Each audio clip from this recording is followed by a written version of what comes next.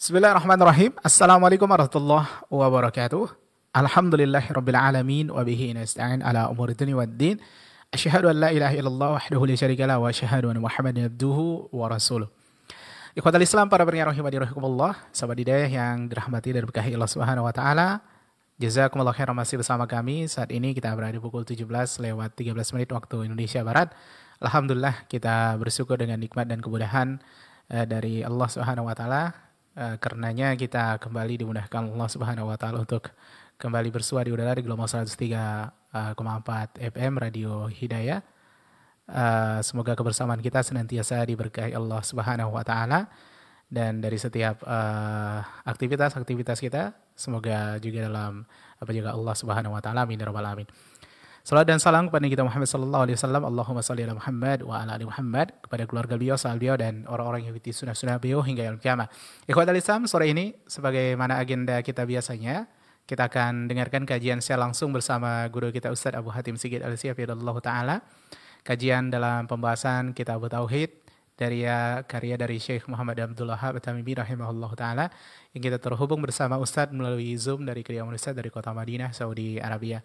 Semoga kebersamaan kita diberkahi Allah Subhanahu wa taala. Alhamdulillah, kita telah terkoneksi bersama Ustaz. Sebelumnya kita sapa Ustaz terlebih dahulu. Assalamualaikum warahmatullahi wabarakatuh, Ustaz. Waalaikumsalam warahmatullahi wabarakatuh. Kaifa haluk, Ustaz? Bagaimana kabar, Ustaz? Alhamdulillah sehat, berkhair. Barakallahu fikum. Wafiq, barakallah, jazakallah khairan, Ustaz, telah menyempatkan waktunya. Semoga Ustaz dan keluarga senantiasa dalam wajah Allah Subhanahu wa taala. Begitu juga dengan guru-guru Ustaz. Amin ya rabbal alamin. Untuk pembahasan sore ini, Ikhwatal Islam, kita memasuki di bab tentang bersumpah atas nama Allah. Dan setelah pembahasan nanti, kita sediakan juga beberapa menit untuk tanya jawab. Bagi kaum muslimin dan muslimat yang ingin bertanya, Anda dapat telepon kami di 08117530.000 atau nomor telepon WA di 0811754544. Mengirimkan pertanyaan dari WA dan SMS di 081175454444. Untuk pemirsa yang menyimak kita dalam streaming YouTube dan Facebook, nomor yang kami telah sebutkan juga kami telah tampilkan di layar monitor itu masing-masing. Nah, kita langsung silakan kepada Ustaz. Falyatafadhal suara majura. Ya, Ustaz. Innal hamdalillah nahmaduhu wa nasta'inuhu wa nastaghfiruh wa na'udzu billahi min shururi anfusina wa sayyiati a'malina. May yahdihillahu fala mudilla lahu wa may yudlil fala hadiyalah. Wa asyhadu an la ilaha illallah wahdahu la syarika lah.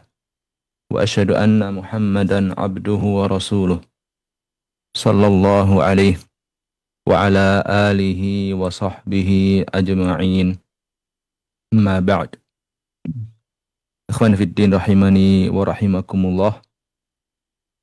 Para pendengar yang semoga dirahmati oleh Allah Subhanahu wa taala. Segala puji dan syukur senantiasa kita panjatkan kepada Allah Subhanahu wa taala atas segala nikmat yang senantiasa Allah berikan kepada kita. Dan juga sholawat serta salam semoga tercurah kepada suri teladan kita dan panutan kita, Rasulullah sallallahu alaihi wasallam. Semoga tercurah juga kepada keluarga beliau dan seluruh sahabat beliau serta orang-orang yang senantiasa mengikuti beliau sampai hari kiamat kelak. Ikhwan fiddin rahimani wa rahimakumullah. Kita lanjutkan pembahasan kita pada Kitab Tauhid, dan kita sudah sampai pada bab yang ke-64 yang berjudul Babun ma jaa fil iqsami 'ala Allah. Bab tentang hal-hal yang datang yang berkaitan dengan bersumpah atas nama Allah. Yaitu maksudnya adalah dalil-dalil dari syariat yang datang yang berkaitan dengan bersumpah atas nama Allah. Para pendengar yang semoga dirahmati oleh Allah Subhanahu wa taala, bab ini berkaitan dengan bahaya ucapan, ucapan kita, ya, bahayanya ucapan kita, bahayanya lisan, ya, karena terkadang satu ucapan, ya, itu pengaruhnya sangat besar, ya, bagi seseorang baik di dunia maupun di akhirat, ya. Adapun bab ini adalah berkaitan dengan bersumpah, ya, bersumpah atas nama Allah. Yang dimaksud dengan al-iqsam 'ala Allah, yaitu bersumpah atas nama Allah, adalah seseorang bersumpah, ya, dengan menyebut nama Allah, ya, agar Allah melakukan sesuatu, atau dia bersumpah agar Allah tidak melakukan sesuatu. Ini yang disebut dengan al-iqsam 'ala Allah, yaitu bersumpah atas nama Allah. Dan misalnya seseorang berkata, wallahi la yaf'alanna Allahu kadza. Demi Allah, pasti Allah akan melakukan hal ini. Ya, ini disebut dengan al-iqsam 'ala Allah, ya, bersumpah atas nama Allah. Atau dia berkata, wallahi la yaf'alanna Allahu kadza. Demi Allah, Allah tidak akan melakukan hal ini. Ya. Ini yang disebut dengan al-iqsam 'ala Allah, bersumpah atas nama Allah. Dan hal ini ada dua jenis, ya, bersumpah atas nama Allah ini, sebagaimana dijelaskan oleh para ulama, terbagi menjadi dua. Ya, ditinjau dari faktor yang mendorong seseorang untuk bersumpah atas nama Allah ini, ya, terbagi menjadi dua. Yang pertama adalah bersumpah atas nama Allah yang didorong atau dilandasi oleh ujub, sifat ujub, yaitu kagum terhadap diri sendiri. Ya. Dia bersumpah atas nama Allah karena landasannya dia ujub, ya, kagum, takjub terhadap diri sendiri, ya, dan membatasi rahmat Allah atau karunia Allah, atau berburuk sangka kepada Allah, ya. Maka sumpah yang seperti ini hukumnya haram, ya, hukumnya haram, ya, tidak boleh. Bahkan hal ini bisa menyebabkan hapusnya amalan seseorang. Ya, misalnya seorang berkata, demi Allah, Allah tidak akan mengampuni si fulan. Atau dia berkata, demi Allah, Allah tidak akan memasukkan si fulan ke dalam surga. Ya, ini adalah sumpah yang terlarang. Yang inilah yang dimaksud oleh penulis, ya. Jenis inilah yang dimaksud oleh penulis dalam bab ini. Para pendengar yang semoga dirahmati Allah Subhanahu wa taala. Ucapan seperti ini menunjukkan buruknya adab seseorang terhadap Allah. Kenapa? Karena, ya, ia seolah-olah menentukan siapa yang berhak mendapat rahmat Allah dan siapa yang tidak. Ya, dia kurang ajar. Ya, berani sekali dia kurang ajar, ya.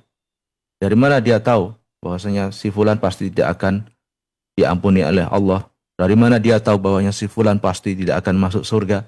Ya, karena kita semua tidak tahu akhir kehidupan seseorang. Bisa jadi seseorang awalnya adalah ahlul maksiat, pelaku maksiat. Kemudian di akhir hayatnya Allah beri dia taufik, akhirnya dia bertaubat dan memperbaiki amalannya, beribadah kepada Allah, akhirnya Allah masukkan ke dia ke dalam surga. Kita tidak tahu. Bahkan orang yang bertahun-tahun dalam kekufuran, kafir kepada Allah, namun di akhir hayatnya Allah beri hidayah, akhirnya dia masuk Islam dan akhirnya dia meninggal ke dalam keadaan Islam dan di surga, ya, kelak masuk surga. Kita tidak tahu, ya, kita tidak tahu kesudahan, ya, nasib seseorang. Makanya hal ini, ya, ketika seseorang bersumpah bahwa demi Allah si fulan pasti tidak akan masuk surga, atau demi Allah si fulan pasti tidak akan diampuni oleh Allah, ini adalah bentuk kurang ajar, ya, tidak beradab terhadap Allah Subhanahu wa taala. Dan seakan-akan dia yang menentukan Padahal rahmat dan ampunan semuanya itu adalah hak Allah. Itu adalah milik Allah, ya, yang Allah berikan kepada siapa yang Allah kehendaki. Dan Allah tahan dari siapa yang Dia kehendaki. Inilah sebabnya ya perbuatan seperti ini menafikan tauhid seseorang atau mencoreng tauhid seseorang, ya. Karena dia setelah berbicara seolah-olah dia memiliki hak, ya, yang padahal hak tersebut hanyalah milik Allah. Para pendengar yang semoga dirahmati oleh Allah Subhanahu wa taala, ya. Siapakah kita ini, ya, hingga berani, ya, mengatur keputusan Allah, ya. Kita hanyalah hamba yang lemah, ya. Tidak berkuasa atas diri sendiri apalagi atas, ya, ampunan dan surga Allah Subhanahu wa taala. Maka bersumpah atas nama Allah, ya, yang dilandasi, yang didorong oleh sikap ujub, ya, takjub, ya, berbangga terhadap diri sendiri, ya, dan juga sikap takabur, sikap sombong, ya, ini adalah termasuk dosa besar dan termasuk perbuatan yang mencoreng tauhid seseorang. Bahkan perbuatan ini bisa membuat amalan seseorang terhapus. Ikhwan fillah rahimani wa rahimakumullah, para pendengar yang semoga dirahmati oleh Allah Subhanahu wa taala. Selanjutnya jenis yang kedua, ya, dari sumpah atas nama Allah ini, ya, ada jenis yang kedua, yaitu sumpah yang, ya, didorong atau dilandasi karena husnudzon kepada Allah, yaitu karena berbaik sangka kepada Allah.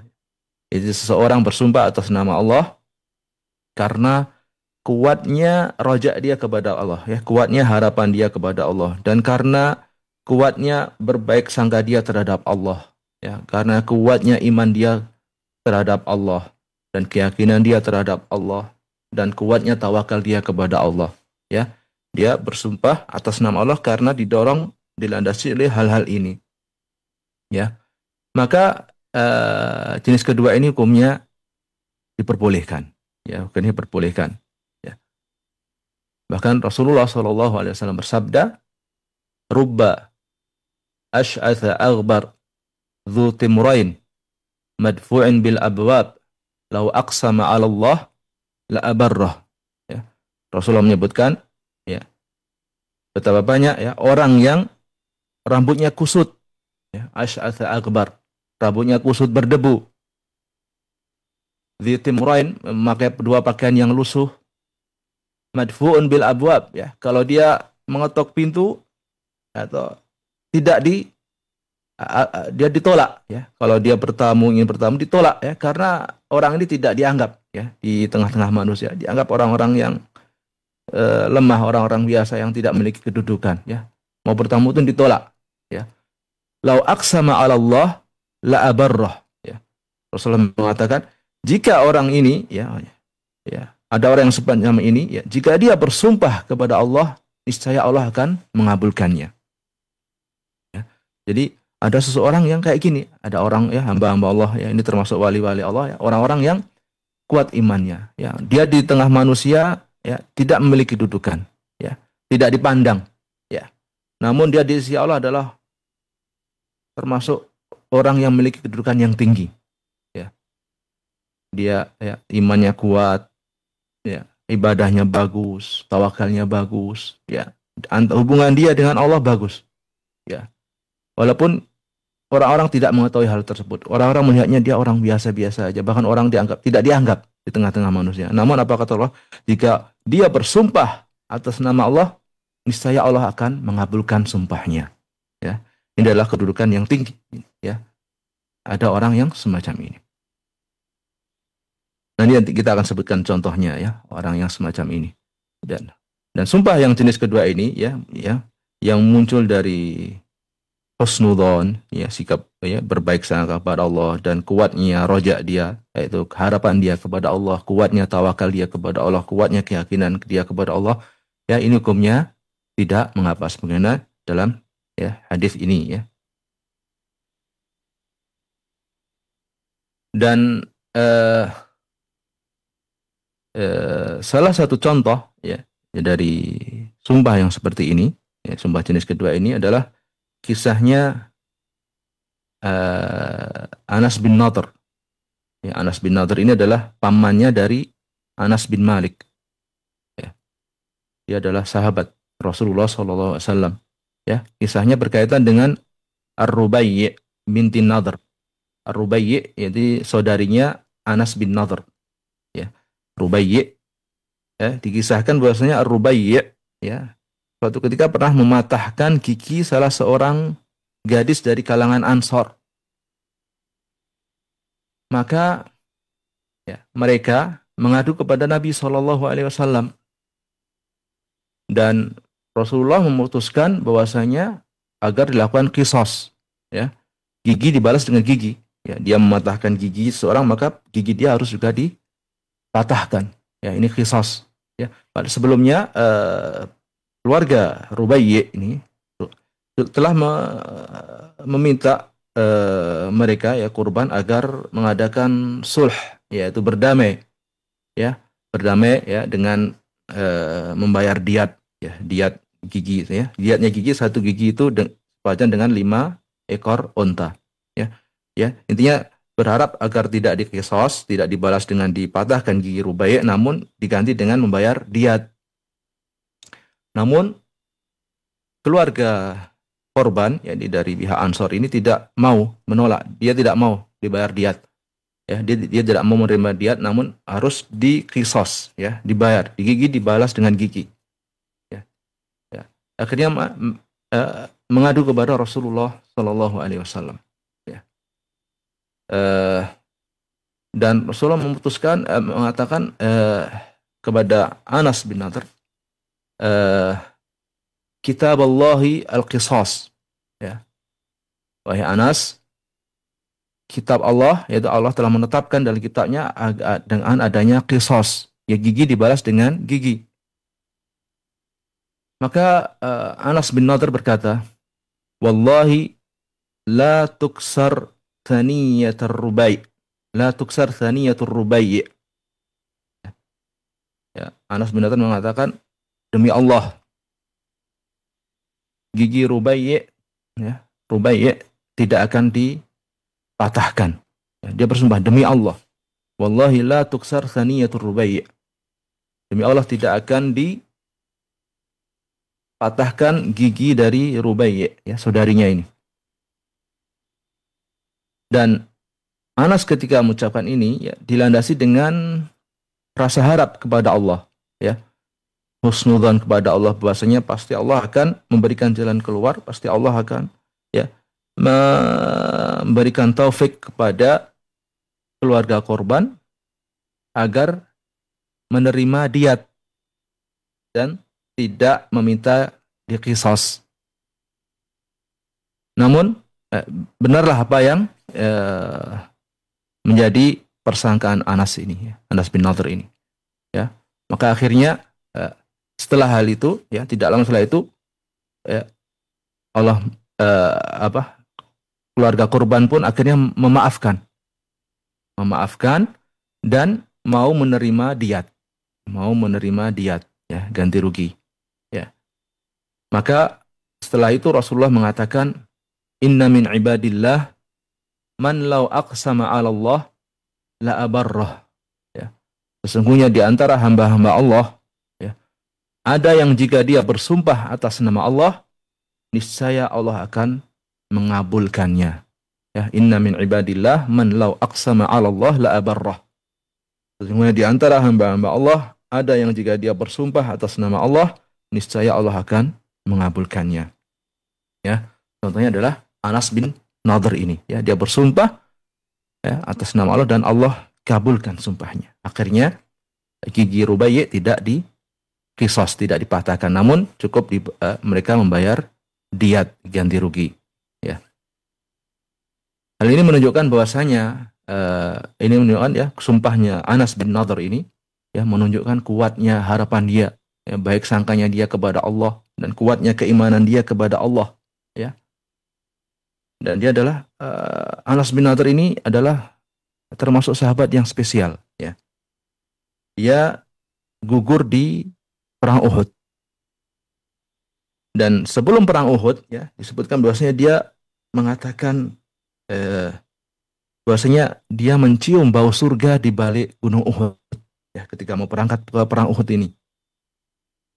Dan benar dia akhirnya pun terbunuh ya dalam perang Uhud ya, mati syahid dalam perang Uhud insyaallah. Dan ketika dia terbunuh ya didapatkan 80 lebih luka di tubuhnya ya. Baik itu berupa luka pukulan atau luka dari sabetan pedang atau dari tombak ya. Terdapat 80 luka di badannya. Ini menunjukkan dia pengorbanan dia ya, Masya Allah, jihad dia di jalan Allah sangat besar ya. Bahkan tidak ada yang mengetahui siapa dia ya ketika telah meninggal, tidak mengetahui saking banyaknya luka di tubuhnya, di wajahnya semuanya. Tidak ada yang mengenali dia kecuali saudarinya Rubai' ini ya. Rubai' ini yang mengenali dia dari tanda-tanda di tangannya ya, karena saking banyaknya luka di tubuhnya, 80 lebih luka. Ya, hanya Rubai' yang akhirnya mengetahui bahwa ini adalah jasadnya Anas bin Nadhr. Ikhwani fillah rahimani wa rahimakumullah. Ini adalah dua jenis bersumpah atas nama Allah ya. Yang pertama dilandasi dengan sikap didorong dengan rasa ujub ya, berbangga diri, sombong, takabur. Ini yang terlarang. Yang kedua dilandasi dengan sikap didorong oleh sikap berbaik sangka kepada Allah dan besarnya harapan kepada Allah dan tawakalnya kepada Allah. Maka yang kedua ini hukumnya diperbolehkan. Ikhwani fillah rahimani wa rahimakumullah. Penulis membawakan ya sebuah dalil ya untuk menjelaskan bab ini ya, sebuah dalil dari sahabat Jundub bin Abdullah ya. An Jundub bin Abdullah radhiyallahu anhu qala Rasulullah sallallahu alaihi wasallam qala rajul wallahi la yaghfirullahu li fulan ya.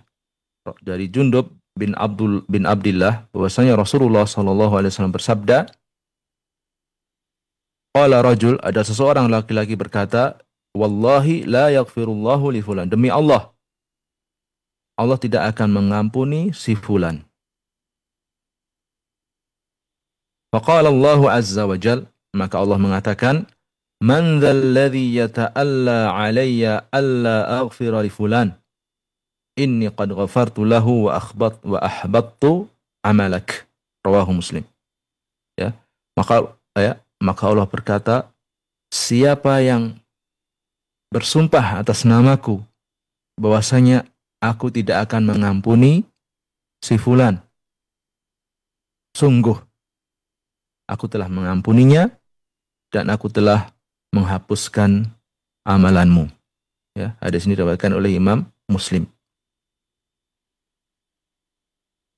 Wa fi hadis Abu Hurairah, dan di hadis yang diriwayatkan oleh Abu Hurairah, annal qail rajulun abid, bahwasanya orang yang mengatakan ini, yaitu wallahi la yaghfirullahu li fulan, demi Allah Allah tidak akan mengampuni si fulan ya. Di dalam hadis Abu Hurairah dikatakan bahwasanya orang yang mengatakan ini adalah rajulun abid, orang yang suka beribadah. Qala Abu Hurairah, takallama bi kalimatin awbaqat dunyahu wa akhiratah. Abu Hurairah mengatakan dia telah mengucapkan suatu ucapan yang menghancurkan dunia dan akhiratnya. Ikhwani fillah rahimani wa rahimakumullah. Ya. Ini adalah bentuk sumpah yang pertama ya. Dia bersumpah bahwasanya Allah tidak akan mengampuni si fulan ya, yang dilandasi dengan sikap ujub, sikap bangga terhadap diri sendiri dan sikap takabur, sombong dan suudzon kepada Allah ya. Maka bahaya ya, sangat bahaya ya. Bahkan bisa dia menyebabkan terhapus amalannya. Dan hadis ini ya diriwayatkan oleh Imam Muslim, namun diriwayatkan juga oleh Imam Al-Baihaqi di Syarh Sunnah dengan redaksi yang lebih panjang. kita bacakan redaksinya sehingga lebih jelas kisah ini atau hadis ini. Bahwasanya diriwayatkan dari Ikrimah bin Ammar, haddatsana Dhamdham bin Jaws, ya. Qal dakhaltu masjid al-Madinah fanadani syekh faqala ya Yamami ta'al. Ya. Bahwasanya Ikrimah mengatakan dari Dhamdham bin Jaus, dia masuk, ya, Dhamdham ini masuk ke Madinah, ke Masjid Madinah. Lalu ada seseorang syekh yang memanggilku. Dia berkata, "Wahai orang Yamamah, ta'al, kemarilah." Wa ma a'rifuhu faqala la taqulanna li rajul wallahi la yaghfirullahu laka abadan wa la yudkhilukal jannah, ya. Dhamdham mengatakan, aku tidak mengetahui siapa syekh ini, ya. Wa ma a'rifu. Dan dia bertanya, siapa kamu? Ya, maka dia mengatakan, aku Abu Hurairah. Aku Abu Hurairah, ya. Syekh tersebut adalah Abu Hurairah. Dan Abu Hurairah mengatakan, la taqul lirrajul wallahi la yaghfirullahu laka abadan wa la yudkhilukal jannah, ya. Jangan kamu katakan sesekali jangan kamu katakan kepada seorang, demi Allah, Allah tidak akan mengampunimu selamanya atau tidak akan memasukkanmu ke surga. Ya, ini bahaya, ya, ucapan seperti ini. Dia bersumpah demi Allah, Allah tidak akan mengampunimu selamanya. Atau dia mengatakan demi Allah, Allah tidak akan memasukkanmu ke dalam surga. Ya, ini bahaya. Ini berkaitan dengan nasib seseorang kelak di akhirat. Ya, siapa yang tahu? Dia tidak tahu. Bagaimana dia bersumpah, ya, meyakinkan bahwasanya dia pasti akan tidak masuk surga. Ya, ini bahaya sekali. Ya, ini bahaya sekali. Faqultu man anta yarhamakallah. Siapa kamu, wa? Semoga Allah merahmatimu. Qal Abu Hurairah, ya. Aku adalah Abu Hurairah, ya. Qal faqultu inna hadhihi la kalimatun yaquluha ahaduna li ba'di ahlihi idza ghadib aw li zawjatihi aw li khadimih, ya. Maka Dhamdham mengatakan kalimat-kalimat ini, ya, kalimat semacam ini, ya, salah seorang di antara kami biasanya mengatakan hal ini kepada keluarganya atau kepada istrinya atau kepada pelayannya ketika sedang marah. Maka Abu Hurairah mengatakan, qal fa inni sami'tu Rasulullah sallallahu alaihi wasallam yaqul, ya. Abu Hurairah mengatakan, sungguh aku telah mendengar Rasulullah sallallahu alaihi wasallam bersabda, inna rajulaini kana fi bani Israil mutahabbaini ahaduhuma mujtahidun fil ibadah wal akhar ka'annahu yaqul mudhnib, ya. Sesungguhnya Rasulullah bersabda, ada dua orang dari Bani Israel yang saling mencintai, ya. Salah satunya rajin ibadah, sedangkan yang lainnya, yang satunya lagi, ka'annahu yaqul, seakan-akan, ya, Rasulullah berkata adalah orang yang mudhnib, orang yang berbuat dosa. Faja'ala yaqul aqsir amma anta alaih, amma anta fih. Maka temannya tadi yang ahli ibadah, yang suka beribadah, dia berkata kepada temannya yang satunya ini yang berbuat dosa, dia berkata, berhentilah dari dosamu, ya. Berhentilah dari dosamu, dari perbuatan dosamu. Fayaqul khallini wa rabbi, ya. Maka temannya ini yang berbuat dosa ini mengatakan, biarkan aku dan Tuhanku, ya, aku dan Rabbku, ya. Kamu nggak usah terlalu mengurusi ini, gitu. Ini urusanku dengan Rabbku, ya. Khallini wa rabbi, ya, ini urusanku dengan Rabbku. Qal hatta wajadahu yawman ala dhanbin ista'dhamah faqala aqsir faqal khallini wa rabbi abu itha alaina raqiban, ya. Sampai, ya, suatu saat, ya, pada suatu hari, temannya ini juga berbuat dosa lagi yang dia anggap dosanya ini oleh temannya satunya adalah termasuk dosa yang besar. Faqal, maka dia berkata, aksir, berhentilah. Maka temannya ini menjawab, hal ini wa rabbi. Ya, dia mengatakan, biarkan aku dan Rabbku. Apakah kamu diutus untuk menjadi pengawas bagiku? Ya, dia mengatakan temannya, apakah kamu diutus untuk menjadi pengawas bagiku? Ya, ya sepertinya seorang temannya ini yang suka beribadah ini suka mengorek-ngorek, ya, suka ngecek-ngecek, suka mendeteksi atau terjasus atau apa ya, jadi suka mengawasi temannya ini, ya. Maka dia mengatakan, khalini wa rabbi abu istha alaina raqiban, ya, biarkan aku dengan Rabb, apakah kamu diutus untuk menjadi pengawas bagiku? Maka temannya ini yang suka beribadah ini berkata, wallahi la yaghfirullahu laka abadan wala yudkhilakal jannata abadan.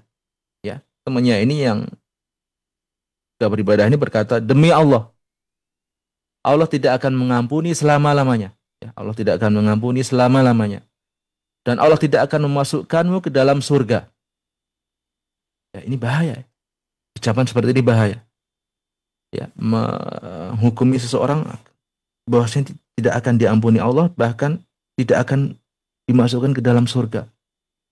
Bahaya ya ucapan seperti ini ya. Seakan-akan dia mengetahui nasib seseorang. Qal, ya, kemudian Rasulullah melanjutkan hadisnya, qal fa ba'atsallahu ilaihima malakan faqabada arwahahuma fajtama'a indahu faqala lil mudhib adkhilil jannah birahmati. Ya, maka setelah itu Allah mengutus malaikat untuk mencabut nyawa keduanya, dan keduanya dikumpulkan di hadapan Allah, ya, di hadapannya. Allah berkata kepada si pendosa tadi, yang orang yang berbuat dosa ini, masuklah ke surga dengan rahmatku. Wa qala lil akhar atastati'u an tahdura ala abdi rahmati? Faqala la ya Rabb. Qal idhabu bihi ilan nar. Ya. Kemudian Allah mengatakan kepada yang satunya yang suka beribadah ini, apakah kamu mampu menghalangi rahmatku terhadap hambaku? Maka ia menjawab, tidak wahai Rabb, aku tidak mampu. Ya. Maka Allah berfirman, bawalah dia ke neraka. Ya. Bawalah dia ke neraka. Ya, ini bahaya ya. Ya. Dia sendiri mengakui dia tidak bisa menghalangi rahmat Allah terhadap hambanya. Mengapa dia sampai bersumpah atas nama Allah bahwasanya Allah tidak akan mengampuni si fulan, bahwasanya Allah pasti memasukkan dia ke neraka Allah, atau dia berkata bersumpah bahwasanya Allah pasti tidak akan memasukkan dia ke surga, ya. Dari mana dia mengetahui hal tersebut? Ya, ini ucapan yang sangat bahaya, ya. Jangan sampai seseorang mengatakan hal ini, ya, berkaitan dengan nasib seseorang di akhirat kelak, ya. Tidak layak ya seseorang bersumpah, ya, atas nama Allah bahwasanya pasti seseorang tersebut dia akan gini akan gitu. Ini tidak boleh. Maka Abu Hurairah mengatakan, qala Abu Hurairah walladzi nafsi biyadihi la takallama bi kalimatin aw baqad dunyahu wa akhiratah. Ya, Abu Hurairah mengatakan, demi zatku yang jiwaku berada di tangannya, sungguh dia telah berbicara dengan satu ucapan yang membinasakan atau menghancurkan dunia dan akhiratnya.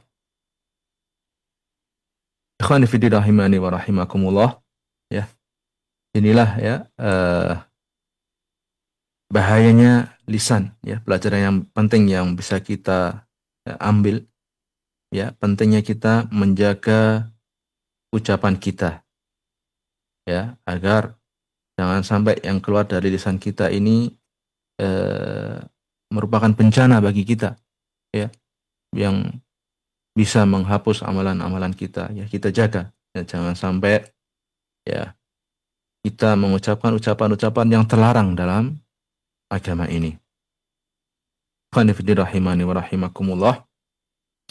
Ya, sebagaimana ya lisan itu adalah nikmat anugerah dari Allah, ya, tapi juga dia adalah ujian. ujian, ya. Kita harus menjaganya. Jangan sampai keluar dari lisan kita ucapan-ucapan yang mengandung kemurkaan Allah, ya, membuat Allah murka, ya, membuat menghancurkan nasib kita atau menggugurkan amalan kita, ya. Jangan sampai keluar dari lisan-lisan kita, ya. Karena ya Rasulullah Shallallahu Alaihi Wasallam bersabda, "Man kana yu'minu billahi wal yaumil akhir, falyaqul khairan aw liyasmut." Ya, barang siapa beriman kepada Allah dan hari akhir, hendaknya dia berkata yang baik atau dia diam. Demikian yang pembahasan kita pada kesempatan kali ini, ya. Mudah-mudahan bermanfaat. Selanjutnya kita kembalikan kepada pembawa acara. Wassallallahu ala nabiyyina Muhammad wa ala alihi wa sahbihi wasallam. Taib, barakallahu fiik, jazakallah khairan. Kita ucapkan kepada guru kita Ustaz Abu Hatim Sigil Asyafilullah Ta'ala dari pembahasan kitab Tauhid di pembahasan bab bersumpah atas nama Allah telah kita dengarkan bersama. Semoga menjadi tambahan ilmu kepada kita semuanya. Dan ikhwatal Islam rahimani rahimakumullah, kita masuk ke sesi kedua dari sesi tanya jawab. Kita sediakan beberapa menit untuk antum yang ingin bertanya, baik seputar pembahasan atau pertanyaan-pertanyaan lainnya. Silakan di 08117530.000. Kami ulangi untuk Anda yang ingin bertanya dari telepon di 08117530.000 atau pertanyaan dan melalui pesan singkat dan WhatsApp di 081175454444. Untuk nomor telepon WA juga dipersilakan di 081175454444. Nah, kita coba angkat dari WA. Assalamualaikum. Waalaikumsalam warahmatullahi wabarakatuh. Dengan siapa di mana, Abu?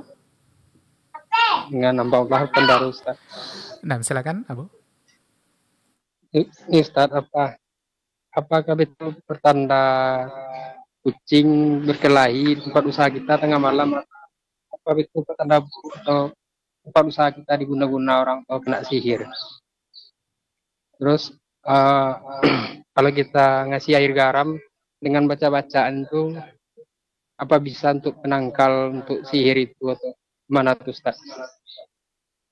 Kalau orang dari kata orang kampung-kampung kan kayak itu katanya kan. Cara gimana penjelasan Ustaz? Itu aja Ustaz. Ya, makasih Ustaz ya. Ya, terima kasih Pak atas pertanyaannya. Barakallahu. Iya. Jazakallah khair. Iya. Nah, bisa ditangkap Ustaz pertanyaannya? Yang pertama kurang jelas tadi, mungkin bisa di apakah kucing apakah kucing yang berantem di depan rumah kita kalau nggak salah tadi Ustaz, atau di tempat usaha kita, apakah itu pertanda buruk Ustaz? Nah, kemudian yang kedua tadi, kalau kita kasih air garam kemudian kita bacakan doa-doa khusus gitu mungkin, apakah diperbolehkan Ustaz? Begitu kata orang-orang kampung, begitu kata orang-orang kampung. Nah, Ustaz, kurang lebih seperti itu pertanyaannya, Ustaz. Nah, berkaitan dengan kucing yang berkelahi ya di sekitar toko atau apa tadi, apakah itu pertanda buruk atau yang semisalnya, atau guna-guna atau apa tadi? Jadi tidak ya, tidak. Ini bukan merupakan tanda buruk ataupun tanda baik, ya. Karena ini termasuk, kalau seseorang meyakini itu termasuk tatayur, ya, tatayur dahulu, ya, ahlul jahiliyah, ya, mereka kalau melihat burung misalnya, ada burung tertentu misalnya, ya, dia meyakini ini pertanda sial. Atau kalau dia mau pergi safar, misalnya mau bepergian, mau ada hajat, dia ada burung, dia usir. Kalau burungnya terbang ke kanan, ini tanda baik, lanjut safarnya. Kalau burungnya terbang ke kiri, ini tanda buruk ini, maka mengurungkan safarnya, kan tidak jadi safar. Ya, ini adalah hal-hal yang Islam datang untuk menghapusnya. Islam datang untuk menghapus hal-hal ini, keyakinan-keyakinan yang melemahkan hati, melemahkan tawakal seseorang kepada Allah. Dan ini semuanya tidak benar, ya, semuanya tidak benar, ya. Ada hal ini, ya, ini tanda buruk, ya. Ini tidak benar, ya. Tanda buruk dan tanda baik itu apa? Ketika seseorang mentaati Allah, dia mentaati Allah, inilah tanda kebaikan. Dan ketika seseorang bermaksiat kepada Allah, inilah tanda keburukan yang sebenarnya. Ya. Adapun kucing berkelahi tengah malam, ini tanda buruk, tidak, ini tidak benar. Ya, tidak benar. Ya, kucing berkelahi karena dia bertemu sama musuhnya sesama kucing, ya akhirnya rebutan sesuatu, atau rebutan tempat, atau rebutan makanan atau apa, atau lain hal dia berkelahi. Ya, ini sesuatu yang tabii, ya, sesuatu yang terjadi, ya wajar, sesuatu yang wajar, ya. Dimanapun ya, terjadi hal ini wajar, lumrah, bukan hal yang ada hubungannya dengan nasib seseorang, ada hubungannya dengan nasib baik atau nasib buruk seseorang. Ini tidak ada hubungannya, tidak ada hubungannya. Ya, begitu juga dengan menjaga sihir, ya. Apakah boleh kita menabur garam atau yang semisalnya? Ya, tidak ada dalilnya, ya, dari Rasulullah SAW bahwasanya menabur garam ini bisa melindungi seseorang dari sihir atau mara bahaya atau yang semisalnya, ya. Yang bisa dilakukan adalah yang bisa melindungi kita dari sihir. Yang pertama, seseorang mentauhidkan Allah, ya. Mentauhidkan Allah, ya, hanya beribadah kepada Allah Subhanahu wa taala dan tidak menyembah selain Allah, tidak menunjukkan ibadah kita kepada Allah. Kemudian bertawakal. Kemudian membaca zikir-zikir yang diajarkan oleh Rasulullah Shallallahu alaihi wasallam, ya. Membaca zikir pagi dan sore, ya, membaca misalnya salah satu di antara zikir pagi dan sore adalah membaca ayat kursi, ya, di pagi hari setelah salat subuh dan sampai matahari terbit, dan juga di waktu asar setelah salat asar sampai matahari tenggelam, membaca ayat kursi, ya. Juga sebelum tidur, ya, membaca ayat kursi, ya. Ini adalah pelindungan dari Allah, ya, sebagaimana disebutkan di sebuah hadis bahwa ketika seorang bacanya di pagi hari, dia akan dijaga oleh Allah sampai sore hari. Ketika membacanya di sore hari, maka dia akan dijaga oleh Allah sampai pagi hari. Dan juga ketika dia membaca sebelum tidur, ya, Allah akan utus malaikat, ya, untuk menjaganya, ya, ketika tidur. Ini salah satu yang diajarkan oleh Rasulullah, ya. Kemudian perbanyak zikir kepada Allah, ya. Ya, karena seseorang yang memperbanyak zikir itu Allah akan jaga. Makanya zikir itu adalah benteng seorang muslim. Seseorang yang senantiasa hatinya mengingat Allah, lisannya berzikir kepada Allah, Allah akan jaga dia. Allah akan jaga dia, ya, dari sihir dan yang semisalnya, dari godaan setan dan yang semisalnya. Ya, ini yang bisa. Kemudian juga di hadis yang lain disebutkan bahwasanya setan itu kabur atau lari dari rumah yang dibacakan surat Al-Baqarah di dalamnya, ya. Kemudian seseorang juga ketika mau masuk rumah membaca zikir atau doa yang diajarkan oleh Rasulullah, membaca bismillah ketika mau masuk rumah. Ketika mau makan juga membaca bismillah. Ini semuanya penjagaan dari setan. Karena di hadis yang lain disebutkan, jika seseorang masuk rumah, ya, tidak membaca bismillah, maka setan ikut masuk rumahnya. Ya, setan yang satu mengatakan pada setan yang lain, kamu dapat tempat bermalam hari ini. Dan jika dia makan tidak membaca bismillah, setan ikut makan. Ya, setan mengatakan pada setan yang lain, kita dapat makan malam hari ini. Jadi makanya, ya, zikir-zikir yang diajarkan oleh Rasulullah itu semuanya adalah, yang pertama itu kita mendapatkan pahala yang banyak dengan mengamalkannya, menadari Rasulullah, dan juga itu juga bentuk, ya, penjagaan, ya, kalau kita mengamalkannya kita akan dijaga oleh Allah Subhanahu wa taala dari setan dan bala tentaranya. Wallahu a'lam. Terima kasih Ustaz atas jawabannya. Semoga yang bertanya juga dapat mendengarkan dengan jelas.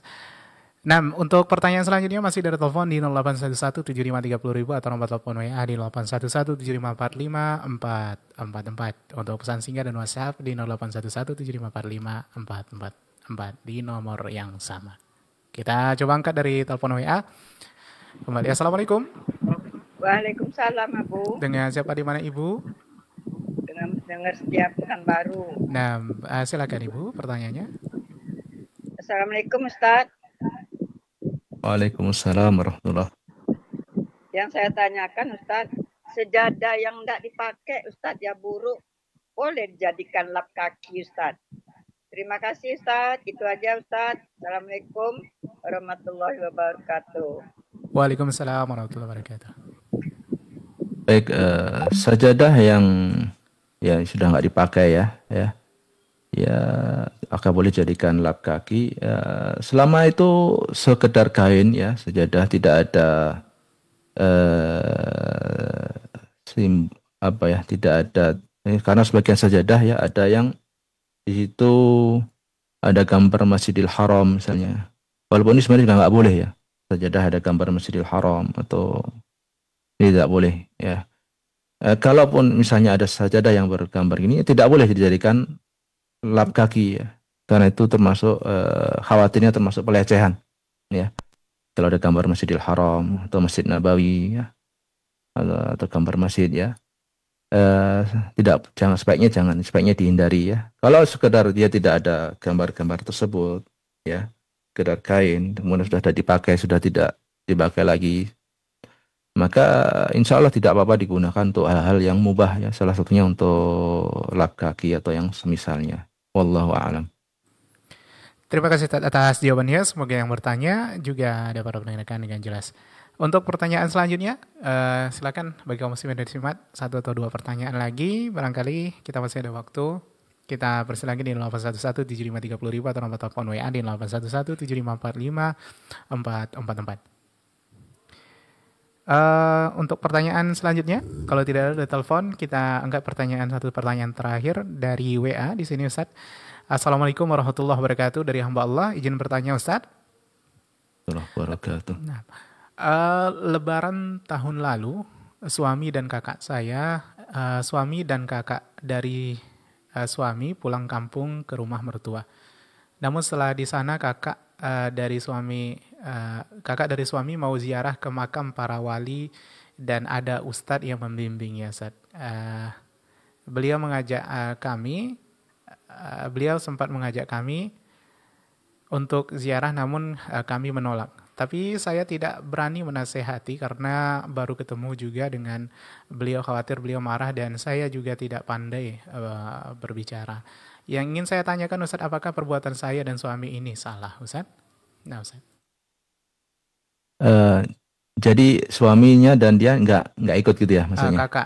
Kakak suaminya yang mengajak. Mengajak, cuman dia nggak ikut, nggak mau. Suaminya dan dia tidak ikut Ustaz.